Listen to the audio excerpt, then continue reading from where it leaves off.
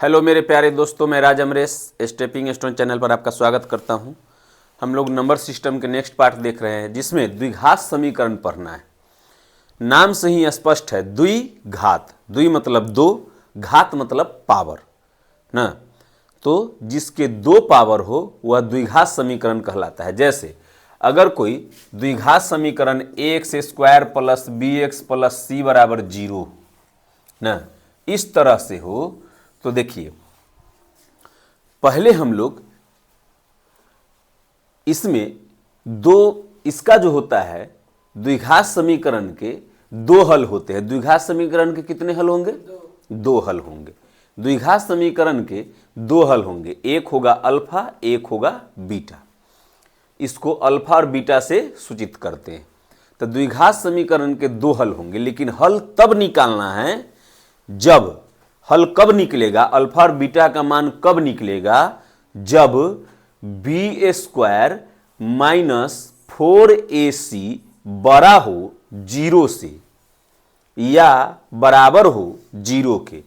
तो खैर अभी बड़ा का समझते हैं कि जब बी स्क्वायर माइनस 4ac बड़ा हो 0 से तब उसके हल होगा ना, तब हल होगा, यह वास्तविक हल होगा। क्या होगा?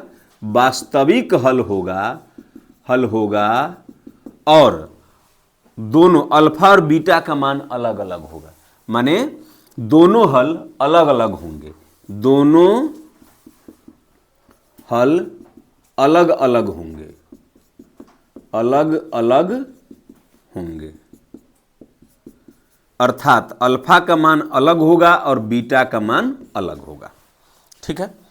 एक दूसरा पॉइंट है कि जब बी स्क्वायर माइनस 4ac बराबर हो 0 के, तब भी वास्तविक हल होंगे, तब भी वास्तविक हल होंगे और दोनों बराबर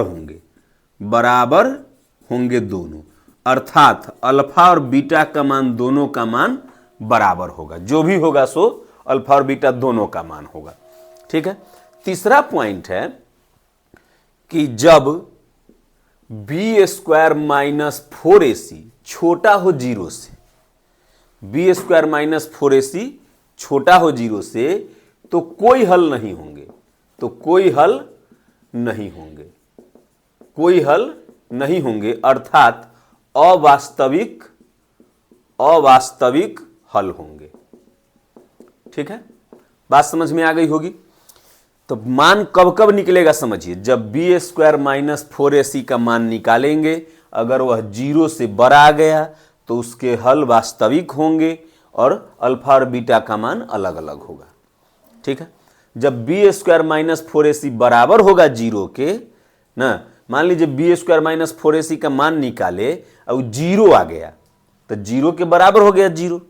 तो जब 0 आ जाएगा तो उसके हल वास्तविक होंगे, लेकिन अल्फा और बीटा दोनों का मान समान होगा। ठीक है। और जब बी स्क्वायर माइनस 4ac छोटा हो जाएगा 0 से, मान लीजिए -1 आ गया, -2 आ गया, -5 आ गया, अगर माइनस में इधर वाला आ जाएगा तो 0 से छोटा हो जाएगा, तब कोई हल नहीं होंगे, हल अवास्तविक होंगे, वह हम अल्फा और बीटा का मान नहीं निकालेंगे। ठीक है।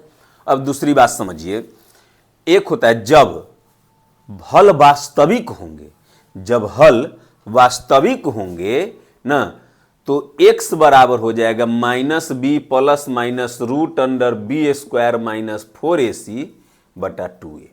क्या हो जाएगा? x कौन सा है? x, ये जो x है ना, वो x का मान अगर निकालना होगा तो x बराबर हो जाएगा -b plus minus root under b square minus 4ac by 2a। तो पहले तो हम लोग चेक करेंगे कि हल वास्तविक है कि नहीं। इस x का मान कब निकलेगा? जब हल वास्तविक होगा तब, और नहीं वास्तविक होगा तो x का मान नहीं निकालेंगे। ठीक है। अच्छा, ई हो गया। x बराबर क्या होता है? -b plus minus root under b square minus 4ac बटा 2a। अब होता है कि मूलों का योग, जब हल वास्तविक होंगे तो मूलों का योग बराबर होता है -b by a, -b by a। B का मान यहां से निकालेंगे, जो इसका मान रहेगा वही बी का मान होगा। मूलों का गुणनफल ना, इसको एक मूल कहते हैं, इसको दूसरा मूल कहते हैं, तो मूलों का गुणनफल हो जाएगा सी बाई ए। क्या हो जाएगा? सी बाई ए। ठीक है। अब होता है कि जब मूलों का योग निकाल लेंगे, मूलों का गुणनफल निकाल लेंगे, तब अगर मान लीजिए समीकरण निकालने के लिए कहता है तो द्विघात समीकरण हो जाएगा, तब द्विघात समीकरण हो जाएगा, समीकरण बराबर x square minus alpha plus beta into x. मूलों का योग निकालेंगे माइनस बी बाई ए करके, इंटू एक्स प्लस मूलों का गुणनफल। ठीक है, यही होता है द्विघात समीकरण का फॉर्मूला।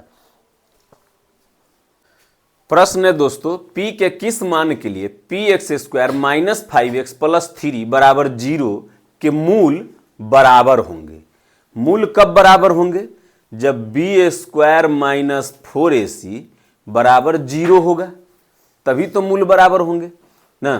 तो b का मान कितना है? तो -5, तो -5 का स्क्वायर माइनस 4 गुणे a का मान, तो a का मान p, तो a का मान p हो गया। c का मान, तो c का मान 3 बराबर 0। तो -5 के स्क्वायर 25, माइनस के स्क्वायर करने पर प्लस हो जाता है, बराबर 4 तिहाई 12 p। 4 तिहाई 12 इधर माइनस में, तो उधर जाके प्लस में हो जाएगा 12p। तो इसीलिए p बराबर कितना आ जाएगा? 12 इधर गुना में, तो उधर जाके भाग में, तो 25/12 हमारा उत्तर हो जाएगा। नेक्स्ट प्रश्न है, k के किस मान के लिए kx into x minus 2 plus 6 बराबर 0 के मूल बराबर होंगे। यहां भी मूल बराबर कह रहा है, यानी बी स्क्वायर माइनस 4ac बराबर 0 होगा। बी स्क्वायर माइनस 4ac बराबर 0 होगा। लेकिन इस समीकरण को देखिए, कुछ अटपटा सा लग रहा है, तो इसको पहले सीधा कीजिए। तो हो जाएगा k, x से x में गुना करेंगे तो एक्स स्क्वायर, माइनस 2x से इसमें गुना करेंगे तो 2kx, kx से इसमें गुना करेंगे -2 में, तो माइनस तो रह जाएगा, 2kx हो जाएगा, अब प्लस 6 बराबर 0। अब देखिए a का मान e हुआ, b का मान e हुआ, c का मान e हुआ, रख दीजिए। तो k स्क्वायर, तो k का मान, b का मान 2k, तो 4k स्क्वायर माइनस 4 गुने a का मान, तो k, a का मान k, c का मान, तो c का मान 6 बराबर 0। तो 4k स्क्वायर बराबर 6 चौक 24 के बराबर के उधर माइनस में, तो इधर आके प्लस में, k से स्क्वायर खत्म हो जाएगा ना। k स्क्वायर का क्या मतलब होता है? k गुने k, तो एगो k से एगो k कट जाएगा ना, 4 छक 24 कट गया, तो k बराबर आ गया 6। ठीक है। इस प्रश्न को देखिए, p के किस मान के लिए 2px square plus 3x plus 1 बराबर 0 के मूल वास्तविक होंगे। मूल वास्तविक कब होंगे? जब बी स्क्वायर माइनस 4ac या तो बड़ा होगा या बराबर होगा 0 के। दोनों स्थिति में मूल वास्तविक होंगे ना। इसमें ऐसा तो नहीं कह रहा है कि मूल के 2 हल होंगे, मूल के दोनों हल बराबर होंगे, ऐसा तो नहीं कह रहा है। इसमें सीधे कह रहा है कि मूल वास्तविक होंगे। तो मूल वास्तविक 2 स्थिति में होती है, जब बी स्क्वायर माइनस 4ac या तो बड़ा होगा 0 से या बराबर होगा 0 के। तब b का मान रख दीजिए, तब b का मान 3, तो 3 का स्क्वायर 9 माइनस 4 गुने a का मान, तो 2p, c का मान, तो 1 बड़ा या बराबर होगा 0 के। तो 9, जब इसको इधर लाएंगे तो इस तरह से साइन हो जाएगा, 4 दूना 8p, तो इसीलिए p बराबर कितना हो जाएगा? p का मान हो जाएगा 9/8। ठीक है।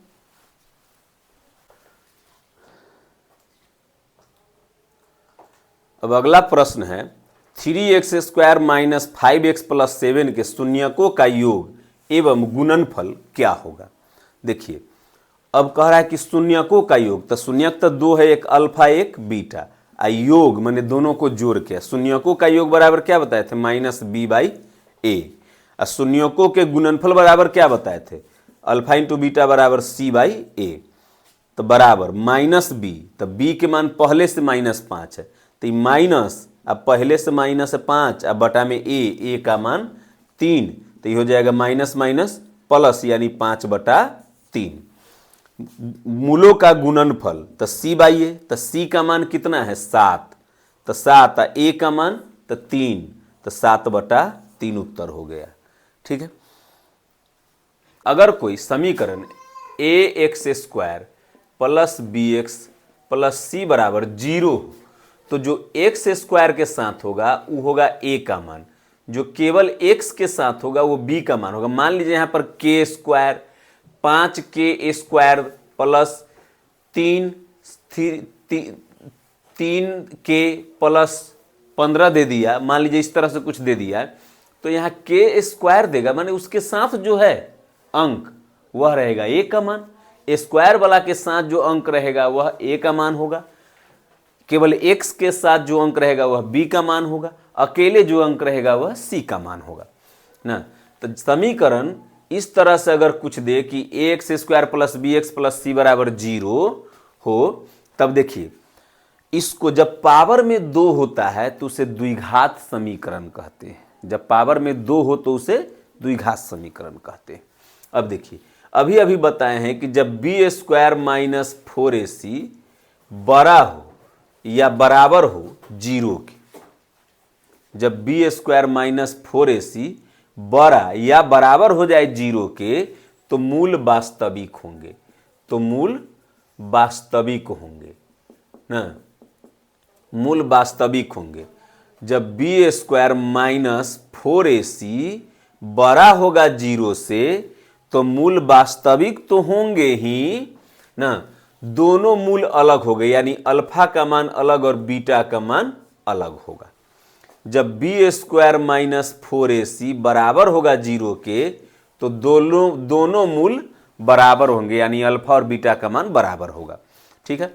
अब इस बात को ध्यान में रखना है, इतना बात को, और प्रश्न को देखते हैं ना। यहां जो है कह रहा है कि निम्नलिखित में से कौन सा एक द्विघात समीकरण नहीं है, मतलब ऐसा कौन ऑप्शन में से है जिसके घात में पावर में 2 नहीं बचेगा। तो देखिए इसको सॉल्व करते हैं तो 2x स्क्वायर आई हो जाएगा, x में x, 2x में x से गुना करेंगे तो 2x स्क्वायर होगा ना, आई गुना करेंगे x में x से तो ये x स्क्वायर होगा, तो ये x स्क्वायर जब इधर प्लस में है तो उधर जाएगा तो माइनस में, तो 2x स्क्वायर में से एगो x स्क्वायर घट जाएगा तो एगो x स्क्वायर बचेगा ना, तो एगो x स्क्वायर बचा, मतलब ये तो द्विघात समीकरण है ही, घात 2 बचता ही है ना। अगला ऑप्शन देखते हैं 4x स्क्वायर और 5x स्क्वायर। देखिए 4x में x से गुना करेंगे तो ये हो जाएगा 4x स्क्वायर, 5x से x में गुना करेंगे तो ये हो जाएगा 5x स्क्वायर, तो 4x स्क्वायर को इधर लाएंगे तो 5x स्क्वायर में से 4x स्क्वायर घटेगा, 5x स्क्वायर में से 4x स्क्वायर घटेगा तो एगो x स्क्वायर बचेगा, तो पावर में 2 है, मतलब द्विघात समीकरण वो है। अब तीसरा ऑप्शन चेक करते हैं, ये x स्क्वायर ही हो जाएगा ना, ये भी x गुने x स्क्वायर हो जाएगा, तो जब ई x स्क्वायर उधर रहेगा x स्क्वायर इधर रहेगा, इसको इधर चाहे इसको उधर ले जाएंगे, x square minus x square ना, तो ये तो कट जाएगा, तो यहाँ पर x स्क्वायर बचेगा नहीं। देखिए पूरा समझिए अब इसको, x गुने x तो x स्क्वायर, आई प्लस 2x हो जाएगा, अब माइनस 15 बराबर ये x गुने x तो x स्क्वायर माइनस 5x, अभी x स्क्वायर कर जाएगा तो केवल 2x वाला ना बचा, तो x के पावर x के घात में 1 बचा, अब तो x के घात में 2 कहीं बचा नहीं, तो क्या यह द्विघात समीकरण है, तो नहीं है, तो यही द्विघात समीकरण नहीं है। पूछ रहा है कि कौन सा द्विघात समीकरण नहीं है, ये भी देख लेते तो स्पष्ट है, 2x स्क्वायर ही है, ये तो द्विघात समीकरण ही है ही। अगला देखिए, पहले अब इसको समझते हैं तब उसको समझेंगे। निम्नलिखित में से किसके वास्तविक और भिन्न मूल होंगे, तो वास्तविक और भिन्न मूल कब होंगे, वास्तविक और भिन्न मूल कब होंगे, जब बी स्क्वायर माइनस 4ac बड़ा होगा 0 से, तब वास्तविक होगा और मूल भिन्न होगा, माने अलग अलग होगा। बताए थे ना कि अल्फा का मान अलग, अल्फा का मान अलग और बीटा का मान अलग होगा। तो चेक करते हैं कि इसमें कौन सा समीकरण ऐसा है जिसमें बी स्क्वायर माइनस 4ac का मान ना बी स्क्वायर माइनस 4ac का मान बड़ा होना चाहिए 0 से, यानी 1 आए, 2 आए, 3 आए, 4 आए, 10 आए, 50 आए, इस तरह से। तो इसमें देखते हैं बी स्क्वायर माइनस 4ac का मान देखते हैं कितना आता है। तब बी के मान ना बी स्क्वायर माइनस 4ac क्या है, बी स्क्वायर माइनस 4ac। तब बी के मान -6, तो -6 के स्क्वायर 36, -4 अगुने ए का मान 3 अगुने सी का मान 2, तो 4 3 12 दूना 24, तो 36 में से 24 गया तब 12, तो ये 12 बच गया। तो इसका मान 12 बच गया जो 0 से बड़ा है। तो यही तो है कि किसका अच्छा वास्तविक और भिन्न मूल होगा ना। तो बी स्क्वायर माइनस 4ac का मान बड़ा आ गया। अब इसमें चेक कर लेते हैं एक बार। तो बी स्क्वायर माइनस 4ac का मान बड़ा होना चाहिए। तो बी स्क्वायर तो 6 के स्क्वायर 36 -4 गुने ए के मान 3 अब सी के मान 3, बी स्क्वायर माइनस 4ac। तो 4 3 12 तिया 36, तो ये तो बराबर आ गया। तो जब जब बराबर आ गया, देखिए 4 3 12 तिया 36, तो 36 में से 36 गया तो कितना बचेगा 0। तो हम बी स्क्वायर माइनस 4ac का मान निकाले तो वह 0 आ गया। क्या बोले थे कि जब बी स्क्वायर माइनस 4ac 0 के बराबर होगा तो मूल वास्तविक होगा लेकिन बराबर होगा। यहां क्या कह रहा है कि मूल भिन्न होना चाहिए ना। तो भिन्न तो तब होगा जब बी स्क्वायर माइनस 4ac बड़ा होगा। तो बड़ा किस में आ रहा है, इसमें आ रहा है बी स्क्वायर माइनस 4ac का मान। कैसे बड़ा आ रहा है, तो देखिए -6 के स्क्वायर 36 माइनस है तो -4 अगुने ए का मान 3 और सी का मान 2, तो 4 3 12 दूना 24, तो 36 में से 24 गया तो 12 आ रहा है ना। तो 12 आ रहा है तो 0 से बड़ा हो गया ना, 0 से बड़ा हो गया तो इसका मूल वास्तविक है और भिन्न होगा, माने अलग अलग होगा। अब अगला ऑप्शन देखिए, अगला क्वेश्चन, निम्न में से किसके वास्तविक मूल है। अब यहां ना बराबर कह रहा है ना बड़ा कह रहा है, सीधे कह रहा है कि मूल वास्तविक होना चाहिए। अब मूल वास्तविक तब होगा जब बी स्क्वायर माइनस 4ac बड़ा या बराबर होगा 0 के। दोनों स्थिति में मूल वास्तविक होगा ना। अब देख लेते हैं कि कौन सा ऑप्शन में ऐसा है। तो इसमें बी स्क्वायर माइनस 4ac पर बैठाते हैं तो बी का मान -3 का स्क्वायर -4 गुने ए का मान 4 सी का मान 6, तो -3 के स्क्वायर 9 और -4 चौक 16, 16 छक 96। अब -96 में से 9 घटेगा तो कितना बचेगा -87। अब -87 तो 0 से छोटा हो गया, 0 से छोटा हो गया -87, तो इसका मूल न वास्तविक होगा और न समान होगा न भिन्न होगा, माने मूल वास्तविक होगा ही नहीं। यहां सीधे कह रहा है कि मूल वास्तविक होना चाहिए। अब इसमें चेक कीजिए, बी स्क्वायर माइनस 4ac बड़ा या बराबर होना चाहिए 0 से। तब बी का मान 7, 7 के स्क्वायर 49 -4 गुने ए का मान 2, सी का मान 6, तो 6 दूना 12, 12 चौक 48, 6 दूना 12, 12 चौक 48 ना। तो 49 से 48 घटा तो 1 आ गया, तो 1 बड़ा हो गया, 1 बड़ा हुआ ना, 1 बड़ा है 0 से। जब 1 बड़ा है 0 से तो इसी का मूल वास्तविक होगा। और चेक करना है तो कर लीजिए, बी स्क्वायर तो -2 के स्क्वायर 4 -4 ए का मान 1 सी का मान 4, तो 4 चौक 16 में से 4 गया तो -12 बचेगा। -12 है तो ये तो 0 से छोटा आ गया, तो मूल वास्तविक होगा नहीं। इसमें देखते हैं बी स्क्वायर माइनस 4ac, तो बी के मान -4 के स्क्वायर 16 -4 गुने ए के मान 3 और सी के मान 3, 3 3 9 चौक 36, 36 में से 16 गया तो -20 आएगा जो 0 से छोटा है, जबकि 0 से या तो बड़ा होना चाहिए या 0 के बराबर होना चाहिए, तभी मूल वास्तविक होगा। तो इस तरह से हमारा कौन सा आंसर हो गया, बी नंबर में ये 49 आया, ये 48 आया, 49 में से 48 गया तो 1, बी स्क्वायर माइनस 4ac का मान 1 आया जो 0 से बड़ा है, तो मूल वास्तविक हो गया। अब इसमें देखिए किसके मूल बराबर होंगे। अच्छा, मूल बराबर कब होंगे, जब बी स्क्वायर माइनस 4ac बराबर होगा 0 के। अभी बताए बी स्क्वायर माइनस 4ac बराबर होगा 0 के, तभी ये मूल बराबर होंगे। यहाँ मूल बराबर के लिए कह रहा है, तो देख लीजिए कि इस पर जब बैठाएंगे तो किसका मान 0 आएगा। तो इसको बैठाते हैं, तो बी स्क्वायर, तो बी का मान है ना, तो -6 के स्क्वायर 36, -4 गुने ए का मान 3, सी का मान 2, 4 3 12 दूना 24, तो 36 में से 24 गया तो 12 प्लस में बचेगा, 12 प्लस में बचेगा तो 12 बड़ा हो गया 0 से, तो इसका मूल वास्तविक होगा लेकिन बराबर नहीं होगा, अतः यह उत्तर नहीं होगा। क्या करा कि मूल बराबर होना चाहिए। अब इसमें चेक करते हैं, तो इसमें चेक करते हैं तो बी स्क्वायर, तो -6 के स्क्वायर 36, -4 गुने ए के मान 3, सी का मान 3, तो 3 3 9 चौक 36, 36 में से 36 गया तो 0, तो बी स्क्वायर -4ac का मान यहाँ 0 आ गया, तो 0 आ गया। इसका मतलब है कि इसी का मूल वास्तविक और बराबर होगा। ठीक है, उम्मीद करते हैं आप बात को समझे होंगे। अब इसमें समझिए, निम्नलिखित में से किसका मूल 7 है। अब देखिए, यहां न अल्फा कह रहा है न बीटा कह रहा है, सोझे कह रहा है कि मूल 7। इसका मतलब है कि x का मान दे रहा है, x का मान 7 है। अब x के मान रख दीजिए, जिसमें 0 बराबर आ जाएगा वही हमारा उत्तर हो जाएगा।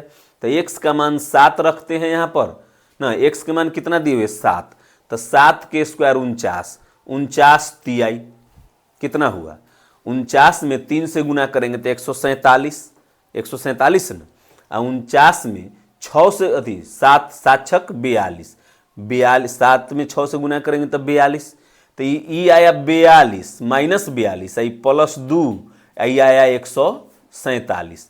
तब इसको जब सॉल्व करेंगे तो क्या 0 आएगा?